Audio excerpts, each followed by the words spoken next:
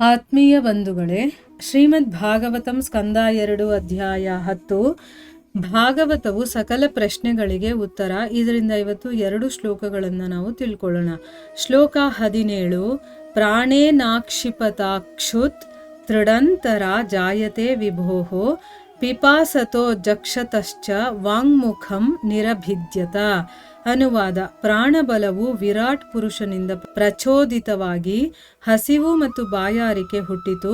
ಅವನು ಕುಡಿಯಲು ಮತ್ತು ತಿನ್ನಲು ಇಚ್ಛಿಸಿದಾಗ ಬಾಯಿಯು ತೆರೆಯಿತು. ಶ್ಲೋಕ 18. ಮುಖತಸ್ಥಾಲು ನಿರ್ಭಿನ್ನಂ ಜಿಹ್ವಾ ತತ್ರೋಪಜಾಯತೆ ತಥೋ ನಾನಾರಸೋ ಜಗ್ನೆ ಜಿಹ್ವಯ ಯೋಧಿಗಮ್ಯತೆ. ಅನುವಾದ: ಬಾಯಿಯಿಂದ ಅಂಗಳು ವ್ಯಕ್ತವಾಯಿತು, ಆಮೇಲೆ ನಾಲಿಗೆಯೂ ಕೂಡ ಹುಟ್ಟಿತು. ಅನಂತರ ನಾಲಿಗೆಯು ಅವುಗಳನ್ನು ಆಸ್ವಾದಿಸಲು ಎಲ್ಲ ವಿಭಿನ್ನ ರಸಗಳು ಅಸ್ತಿತ್ವಕ್ಕೆ ಬಂದುವು. ಇವು ಶ್ಲೋಕಗಳು ಮತ್ತು ಅದರ ಅನುವಾದ. ಈಗ ಭಾವಾರ್ಥದ ಮೂಲಕ ನಾವು ಇದರ ಅರ್ಥವನ್ನು ತಿಳ್ಕೊಳ್ಳೋದಕ್ಕೆ ಪ್ರಯತ್ನ ಮಾಡೋಣ.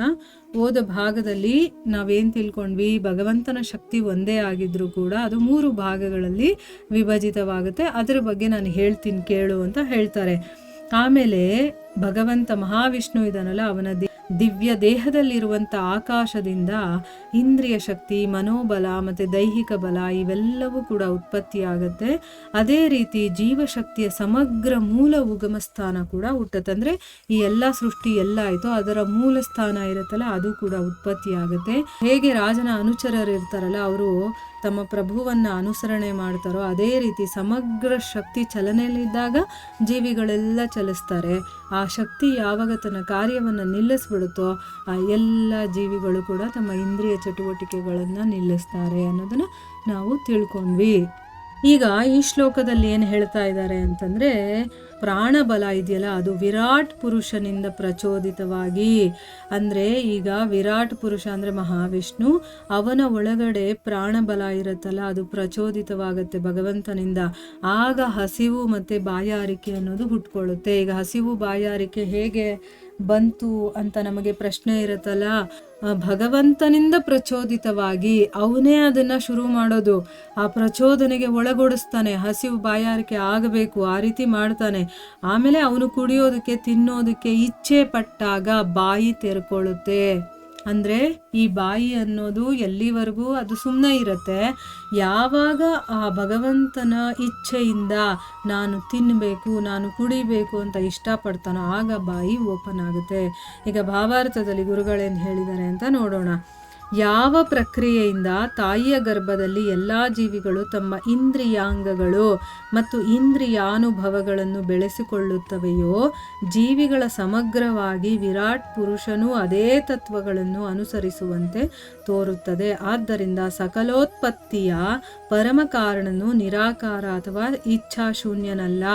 ಎಲ್ಲ ವಿಧವಾದ ಇಂದ್ರಿಯಾನುಭವದ ಅಪೇಕ್ಷೆ ಮತ್ತು ಇಂದ್ರಿಯಾಂಗಗಳು ಪುರುಷನಲ್ಲಿಯೇ ಇರುತ್ತವೆ ಮತ್ತು ಹಾಗೆ ಅವು ವ್ಯಕ್ತಗತ ಪುರುಷನಲ್ಲಿಯೂ ಕೂಡ ಉಂಟಾಗುತ್ತವೆ. ಈ ಇಚ್ಛೆಯು ಪರಮಜೀವಿಯಾದ ಪರಮ ಸತ್ಯನ ಸ್ವಭಾವವಾಗಿದೆ. ಅಂದ್ರೆ ಅರ್ಥ ಏನು? ಈಗ ಹೇಗೆ ತಾಯಿಯ ಗರ್ಭದಲ್ಲಿ ಒಂದು ಮಗು ಇರುತ್ತೋ, ಆ ಮಗು ತನ್ನ ತಾಯಿಯ ಗರ್ಭದಲ್ಲಿ ಇದ್ದಾಗಲೇ ತನ್ನ ಇಂದ್ರಿಯ ಅಂಗಗಳನ್ನೆಲ್ಲ ಬೆಳೆಸ್ಕೊಳ್ಳುತ್ತೋ, ಮತ್ತು ಅದರಲ್ಲಿ ಇಂದ್ರಿಯ ಅನುಭವಗಳು ಕೂಡ ಆಗುತ್ತೆ. ಅದಕ್ಕೆ ಟೇಸ್ಟ್ ಗೊತ್ತಾಗುತ್ತೆ, ಎಲ್ಲ ಒಂದೊಂದು ಅಂಗಗಳು ಅಲ್ಲೇ ಅದರ ಅನುಭವವನ್ನು ಪಡೆಯೋದಕ್ಕೆ ಶುರು ಮಾಡುತ್ತೆ. ಅದೇ ರೀತಿ ಜೀವಿಗಳ ಸಮಗ್ರವಾದಂಥ ವಿರಾಟ್ ಪುರುಷ ಅದೇ ತತ್ವವನ್ನು ಅನುಸರಣೆ ಮಾಡ್ತಾನೆ. ಅಂದರೆ ನಾವು ಈ ರೀತಿ ಶರೀರವನ್ನು ಪಡ್ಕೊಂಡಿದ್ದೀವಿ ಅಂತಂದರೆ ಅವನು ಕೂಡ ಅದೇ ಶರೀರದಲ್ಲಿ ಇರ್ತಾನೆ. ಅವನಿಗಿರೋದಕ್ಕೆ ನಮಗೂ ಇರೋದು ಅವನದೇ ಅಂಶ ಅಲ್ವಾ ನಾವು. ಅದಕ್ಕೋಸ್ಕರ ಇಲ್ಲಿ ಗುರುಗಳು ಹೇಳ್ತಾ ಇದ್ದಾರೆ, ನಿರಾಕಾರ ಮತ್ತು ಇಚ್ಛಾಶೂನ್ಯನಲ್ಲ. ಅವನು ಆಕಾರ ಇಲ್ಲದೆ ಇರೋನು ಅಂತ ಹೇಳ್ತಾರಲ್ಲ ಅದು ತಪ್ಪು, ಮತ್ತು ಇಚ್ಛೆನೇ ಇಲ್ಲದೆ ಇರೋನು ಅಂತ ಹೇಳ್ತಾರಲ್ಲ ಅದು ತಪ್ಪು. ಯಾಕಂದರೆ ಇಲ್ಲಿ ಹೇಳ್ತಾ ಇದ್ದಾರೆ ನೋಡಿ, ಯಾವಾಗ ಅವನಿಗೆ ಇಚ್ಛೆಯಾಗುತ್ತೋ ತಿನ್ನಬೇಕು ಕುಡಿಬೇಕು ಅಂತ ಆಗ ಬಾಯಿ ಓಪನ್ ಆಗುತ್ತೆ ಅಂತ ಹೇಳ್ತಾ ಇದ್ದಾರೆ. ಅಂದರೆ ಇಚ್ಛೆ ಇದೆ. ಅದಕ್ಕೆ ನಮಗೂ ಕೂಡ ಇರುವಂಥದ್ದು, ಭಗವಂತನಿಗೆ ಇರುವಂಥ ಗುಣಗಳೇ ನಮಗಿರೋದಲ್ವಾ. ಅದನ್ನು ಇಲ್ಲಿ ಹೇಳ್ತಾ ಇದ್ದಾರೆ. ಎಲ್ಲ ರೀತಿಯ ಇಂದ್ರಿಯ ಅನುಭವದ ಅಪೇಕ್ಷೆ ಮತ್ತು ಇಂದ್ರಿಯದ ಅಂಗಗಳು ಯಾವುದು ಪರಮಪುರುಷನಲ್ಲಿ ಇರುತ್ತೋ ಅದೇ ವ್ಯಕ್ತಿಗತ ಆತ್ಮನಲ್ಲೂ ಅಥವಾ ಅಂದರೆ ವ್ಯಕ್ತಿಗತ ಪುರುಷನಲ್ಲೂ ಕೂಡ ಇರುತ್ತೆ. ಈಗ ನಾವು ಯಾವ ಮೂಲದಿಂದ ಬಂದಿದ್ದೀವೋ ಅದೇ ನಮಗೂ ಇರುತ್ತೆ ಅನ್ನೋದನ್ನು ಇಲ್ಲಿ ಹೇಳ್ತಾ ಇದ್ದಾರೆ. ಈ ಇಚ್ಛೆ ಅನ್ನೋದಿದೆಯಲ್ಲ, ಪರಮಜೀವಿಯಾದ ಪರಮ ಸತ್ಯನ ಸ್ವಭಾವವಾಗಿದೆ.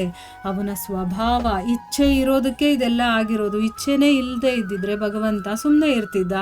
ಅವನ ಮನಸ್ಸಲ್ಲಿ ಒಳಗಡೆ ಒಂದು ಇಚ್ಛೆ ಜಾಗೃತವಾಯಿತು, ನನ್ನನ್ನು ನಾನು ಎಕ್ಸ್ಪ್ಯಾಂಡ್ ಮಾಡ್ಕೋಬೇಕು ಅಂತ. ಅಂದರೆ ಎಲ್ಲದಕ್ಕೂ ಮೂಲ ಕಾರಣ ಅವನಲ್ಲಿರುವಂಥ ಇಚ್ಛೆ ಅಲ್ವಾ. ಅದನ್ನು ಇಲ್ಲಿ ಹೇಳ್ತಾ ಇದ್ದಾರೆ. ಯಾಕಂದರೆ ಆ ಇಚ್ಛೆ ಅನ್ನೋದೇ ಸ್ವಭಾವ. ಅವನು ಎಲ್ಲ ಬಾಯಿಗಳ ಸಮಗ್ರವನ್ನು ಹೊಂದಿರುವುದರಿಂದ ವ್ಯಕ್ತಿಗತ ಜೀವಿಗಳೂ ಬಾಯಿಗಳನ್ನು ಹೊಂದಿದ್ದಾರೆ. ಅದರಂತೆಯೇ ಉಳಿದ ಎಲ್ಲ ಇಂದ್ರಿಯಗಳನ್ನು, ಇಂದ್ರಿಯಾಂಗಗಳನ್ನೂ ಜೀವಿಗಳು ಹೊಂದಿದ್ದಾರೆ. ಇಲ್ಲಿ ಬಾಯಿಯು ಎಲ್ಲ ಇಂದ್ರಿಯಾಂಗಗಳ ಸಾಂಕೇತಿಕ ಪ್ರತಿನಿಧಿಯಾಗಿದೆ, ಏಕೆಂದರೆ ಅದೇ ತತ್ವಗಳು ಉಳಿದವಕ್ಕೂ ಸಹ ಅನ್ವಯವಾಗುತ್ತವೆ. ಅಂದರೆ ಈಗ ನಮಗೆ ಏನೇನು ಅಂಗಾಂಗಗಳಿದೆಯೋ ಅದೆಲ್ಲ ಭಗವಂತನಲ್ಲಿದೆ. ಅದಕ್ಕೋಸ್ಕರನೇ ನಾವು ಅವನಿಂದ ಒಂದು ಅಂಶವಾಗಿ ಬಂದಿರೋದ್ರಿಂದ ನಮ್ಮಲ್ಲೂ ಕೂಡ ಅವೆಲ್ಲ ಅಂಗಾಂಗಗಳು ಇದೆ. ಈಗ ಬಾಯಿ ಸಮಗ್ರವನ್ನು ಹೊಂದಿರೋದ್ರಿಂದ ವ್ಯಕ್ತಿಗತ ಜೀವಿಗಳು ಅಂದರೆ ಒಂದೊಂದು ಸಪ್ರೇಟ್ ಜೀವಿ ಕೂಡ ಬಾಯಿಯನ್ನು ಹೊಂದಿದೆ. ಯಾವುದಾದ್ರೂ ಜೀವಿಯನ್ನು ನೋಡಿ, ಅದಕ್ಕೆ ಬಾಯಿ ಇದ್ದೇ ಇದೆ ಅಲ್ವಾ. ಅದೇ ರೀತಿ ಎಲ್ಲ ಇಂದ್ರಿಯಗಳನ್ನು, ಇಂದ್ರಿಯ ಅಂಗಗಳನ್ನು ಕೂಡ ಜೀವಿಗಳು ಹೊಂದಿದ್ದಾರೆ. ಭಗವಂತನಿಗೆ ಏನೇನು ಅಂಗಗಳಿದೆಯೋ ಅದೆಲ್ಲ ನಮಗಿದೆ. ಬಾಯಿ ಎಲ್ಲ ಇಂದ್ರಿಯ ಅಂಗಗಳ ಸಾಂಕೇತಿಕ ಪ್ರತಿನಿಧಿಯಾಗಿದೆ. ಯಾಕೆ ಅಂತಂದರೆ ಅದೇ ತತ್ವ ಉಳಿದೆಲ್ಲದಕ್ಕೂ ಕೂಡ ಅನ್ವಯಿಸುತ್ತೆ. ಅದಕ್ಕಿಲ್ಲಿ ಬಾಯಿಯ ಒಂದು ಅಂಗವನ್ನು ತಗೊಂಡು ಇಲ್ಲಿ ಎಕ್ಸ್ಪ್ಲೈನ್ ಮಾಡಿ ಇನ್ನೆಲ್ಲ ಕೂಡ ನಮಗೆ ಅದು ಹೇಗಿದೆಯೋ ಭಗವಂತನಲ್ಲಿ ಅದೇ ರೀತಿ ಇದೆ ಅನ್ನೋದನ್ನು ಇಲ್ಲಿ ಹೇಳಿದ್ದಾರೆ. ಈಗ 18ನೇ ಶ್ಲೋಕದಲ್ಲಿ ಏನು ಹೇಳ್ತಾ ಇದ್ದಾರೆ, ಬಾಯಿಯಿಂದ ಅಂಗುಳು ವ್ಯಕ್ತವಾಯಿತು, ಅದಾದಮೇಲೆ ನಾಲಿಗೆ ಕೂಡ ಹುಟ್ಕೊಳುತ್ತೆ. ಈಗ ಬಾಯಿ ಒಳಗಡೆ ಏನೇನು ಪಾರ್ಟ್ಗಳಿರುತ್ತೋ ಅದೆಲ್ಲ ಹೇಗೆ ಹುಟ್ಟಿತು ಅಂತ ಹೇಳ್ತಾ ಇದ್ದಾರೆ. ಆಮೇಲೆ ನಾಲಿಗೆ ಹುಟ್ಟಿದ ಮೇಲೆ ಅದನ್ನು ಆಸ್ವಾದಿಸೋದಕ್ಕೆ, ಈಗ ನಾಲಿಗೆಯಿಂದ ನಾವು ಟೇಸ್ಟ್ ನೋಡಬೇಕಲ್ವಾ, ರುಚಿಗಳು ಗೊತ್ತಾಗಬೇಕಲ್ಲ, ಅದಕ್ಕೇನಾಯಿತು, ಬೇರೆ ಬೇರೆ ರೀತಿಯ ರಸಗಳು ಅಸ್ತಿತ್ವಕ್ಕೆ ಬರುತ್ತೆ. ಒಂದು ಕಹಿ ಆಗಿರ್ಬೋದು, ಸಿಹಿ ಆಗಿರ್ಬೋದು, ಉಪ್ಪು, ಖಾರ, ಈ ರೀತಿ ಬೇರೆ ಬೇರೆ ರಸಗಳು ಅಸ್ತಿತ್ವಕ್ಕೆ ಬರುತ್ತೆ. ನೋಡಿ, ಒಂದರಿಂದ ಒಂದು ಹೇಗೆ ಒಂದೊಂದೇ ವಿಕಸಿತಗೊಳ್ಳುತ್ತೆ, ಹೇಗೆ ಸೃಷ್ಟಿಯಾಗುತ್ತೆ ಅನ್ನೋದನ್ನು ಇಲ್ಲಿ ಹೇಳ್ತಾ ಇದ್ದಾರೆ. ಈಗ ಭಾವಾರ್ಥದಲ್ಲಿ ಗುರುಗಳೇನು ಹೇಳಿದ್ದಾರೆ ಅಂತ ನೋಡೋಣ. ವಿಕಾಸದ ಈ ಕ್ರಮಶಃ ಪ್ರಕ್ರಿಯೆಯು ನಿಯಂತ್ರಕ ದೇವತೆಗಳ ವಿವರಣೆಯನ್ನು ಸೂಚಿಸುತ್ತದೆ. ಏಕೆಂದರೆ ವರುಣನು ಸಕಲ ಆಸ್ವಾದ್ಯ ರಸಗಳ ನಿಯಂತ್ರಕ ದೇವತೆಯಾಗಿದ್ದಾನೆ. ಆದ್ದರಿಂದ ಬಾಯಿಯು ನಾಲಿಗೆಯ ಆಶ್ರಯ ಸ್ಥಾನವಾಗಿದೆ. ನಾಲಿಗೆಯು ವಿವಿಧ ರಸಗಳ ರುಚಿ ನೋಡುತ್ತದೆ. ಅದರ ನಿಯಂತ್ರಕ ದೇವತೆ ವರುಣನಾಗಿದ್ದಾನೆ. ಆದ್ದರಿಂದ ವರುಣನೂ ಕೂಡ ನಾಲಿಗೆಯ ಬೆಳವಣಿಗೆಯೊಂದಿಗೆ ಉತ್ಪತ್ತಿಯಾದನೆಂದು ಇದು ಸೂಚಿಸುತ್ತದೆ.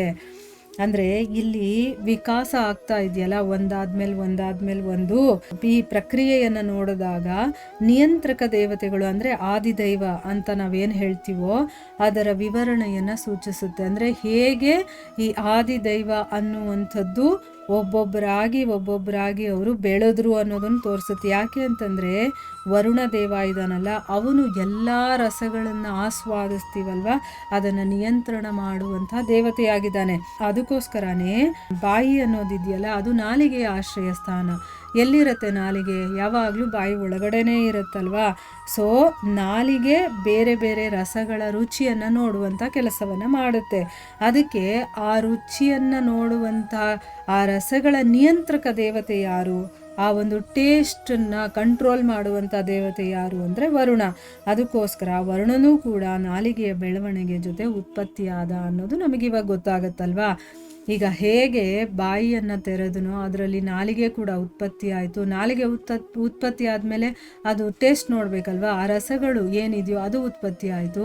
ಅದನ್ನು ಕಂಟ್ರೋಲ್ ಮಾಡೋಕ್ಕೊಬ್ಬ ದೇವತೆ, ಆಗ ಅವನು ವರುಣ ದೇವ ಉತ್ಪತ್ತಿ ಆಗಿರಬೇಕು ಅಂತ ಇಲ್ಲಿ ಹೇಳ್ತಾ ಇದ್ದಾರೆ. ನಾಲಿಗೆ ಮತ್ತು ಅಂಗುಳು ಸಾಧನಗಳಾಗಿ ಅಧಿಭೂತಂ ಅಥವಾ ಜಡರೂಪಗಳಾಗಿವೆ. ಆದರೆ ಕ್ರಿಯಾದೇವತೆಯು ಜೀವಿಯಾಗಿದ್ದಾನೆ, ಆದಿದೈವವಾಗಿದ್ದಾನೆ. ಆದರೆ ಆ ಕ್ರಿಯೆಗೆ ಒಳಗಾಗುತ್ತಿರುವವನು ಆಧ್ಯಾತ್ಮನಾಗಿದ್ದಾನೆ. ಹೀಗೆ ವಿರಾಟ್ ಪುರುಷನ ಬಾಯಿ ತೆರೆದ ನಂತರ 3 ವರ್ಗಗಳನ್ನೂ ಕೂಡ ಅವರ ಜನನದಂತೆ ವಿವರಿಸಲಾಗಿದೆ. ನೋಡಿ, ಇಲ್ಲಿ ಆದಿಭೂತ, ಆದಿದೈವ, ಆಧ್ಯಾತ್ಮ ಹೇಗೆ ಅನ್ನೋದನ್ನ ಎಕ್ಸ್ಪ್ಲೇನ್ ಮಾಡ್ತಾ ಇದ್ದಾರೆ. ಈಗ ನಾಲಿಗೆ ಮತ್ತು ಅಂಗುಳಿದೆಯಲ್ಲ, ಅದು ಸಾಧನಗಳಾಗಿ, ಅಂದರೆ ಜಡಗಳು, ಜಡ ರೂಪದಲ್ಲಿರುವಂಥದ್ದು. ನಾಲಿಗೆ ಜಡ ಅಲ್ವಾ, ಅಂದರೆ ಈ ಶರೀರದಲ್ಲಿ ಇರುವಂಥ ಒಂದು ಪಾರ್ಟ್ ಅದು ಸಾಧನಗಳಾಗಿ ಆದಿಭೂತ ಅಂತ ಅನ್ನಿಸ್ಕೊಳ್ಳುತ್ತೆ, ಅಂದರೆ ಜಡರೂಪಗಳಲ್ಲಿದೆ.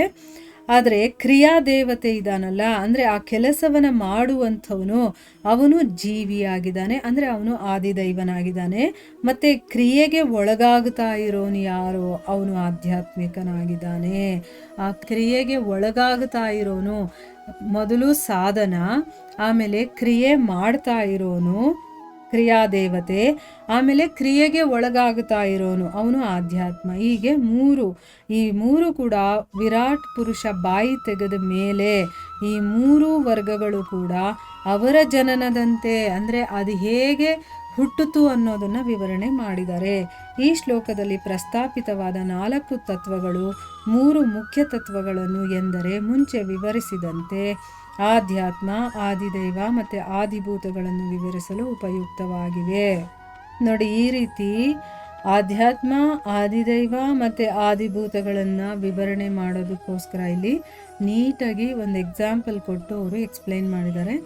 ಸ್ವಲ್ಪ ನಮ್ಗೆ ಅರ್ಥ ಆಗೋದಕ್ಕೆ ಕಷ್ಟ ಅನ್ನಿಸ್ಬೋದು, ಆದರೆ ಮತ್ತೆ ಕೇಳ್ತಾ ಇದ್ದಾಗ ಒಂದಲ್ಲ ಒಂದು ಸರಿ ನಮಗಿದು ಅರ್ಥ ಆಗೇ ಆಗುತ್ತೆ. ಸ್ವಲ್ಪ ನಾವು ಯಾವತ್ತೂ ತಿಳ್ಕೊಳ್ದೇ ಇರುವಂಥ ವಿಚಾರ ಅಲ್ವಾ. ಈ ಒಂದು ಭೌತ ವಿಜ್ಞಾನವನ್ನು ನಾವು ತಿಳ್ಕೊಂಡಿದ್ದೀವಿ, ನಮ್ಮ ಅಕ್ಕಪಕ್ಕ ಹೇಗೆ ನಡೀತಾ ಇದೆ, ಆಟಮ್ ಅಂದರೆ ಏನು, ಕೆಮಿಕಲ್ಸ್ ಅಂದರೆ ಏನು, ಇದೆಲ್ಲ ತಿಳ್ಕೊಂಡಿರ್ತೀವಿ. ಆದರೆ ಈ ಸೃಷ್ಟಿನೇ ಹೇಗಾಯಿತು ಅನ್ನೋದು ನಮಗೂ ಒಂದು ಹೊಸ ವಿಷಯ. ಸ್ವಲ್ಪ ಕಷ್ಟ ಆಗ್ಬೋದು, 1 ಸರಿ ಅಲ್ಲ, 2 ಸರಿ ಅಲ್ಲ, ಒಂದು 10 ಸರಿ ಕೇಳ್ತಾ ಇದ್ದಾಗ, ಓದ್ತಾ ಇದ್ದಾಗ ನಮಗೆ ಅದು ಬರುತ್ತೆ.